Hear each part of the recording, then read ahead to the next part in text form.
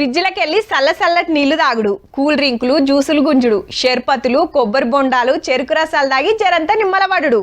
అందరికి గవ్వే దూప తీర్చావు కదా. చల్లటి బీర్లతోటి బాడీ కూలింగ్ పెట్టుకుంటున్నారు. దర్వాజలకు బొంతలు కట్టుడు, మీదున్న కూలర్లు రిపేర్లు చేపించుడు, పాతయి లేకుంటే కొత్తవి కొనుడు, ఏసీలు చాలు చేసుడు. లెక్కకైతే ఈ టైంలా గిట్లనే ఉంటది.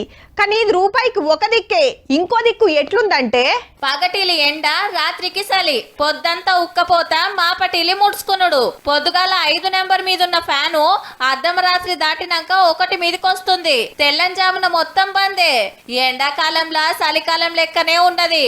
పట్నంలో తక్కువ గాని ఊర్ల పొంట పోతే తెలుస్తది. పగటిలి సూరన్నొచ్చుడే ఆల్చం, సుక్కలు చూపిస్తున్నాడు, సురుకులు పెంచుతున్నాడు. దాటిందంటే కష్టమే ఉన్నది. మార్చి శురువైన కాంచెల్లి ఇంకింత జోరు పెంచిండు. 38 డిగ్రీల వరకు కూడా హైయెస్ట్ గరిష్ట ఉష్ణోగ్రతలు అనేవి నమోదవడం జరిగింది. పొద్దంతా ఇట్లుంటే పొద్దుముక్తే ఉబ్బరం ఇంకింత ఎక్కువ కావాలి.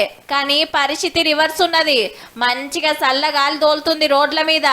అరే ఇది చలికాలమా ఎండాకాలమా అని పరిశాన్ అవుతున్నారట ఊరోళ్ళు. మీది బాజుకు చూస్తలేమా, జోరు ఎండాకాలంలో కూడా మంచు ఆనలు పడబట్టే. మరి గిట్ల ఎందుకైతుందంటే ప్రకృతిని ఆగం చేస్తున్నాం కాబట్టి. ఎంత తెల్లు చేస్తుంటే కాలం అంతా కింద మీద అవుతుంది. ఎండలు కొట్టే టైంలో వానలు, వానలు పడే టైంలో చలి. ఏ ముచ్చటెట్లున్నా పొద్దంతా ఎండకాక తిప్పలు పడ్డోళ్ళు రాత్రి చలికి నిమ్మల పడుతుండొచ్చు పో.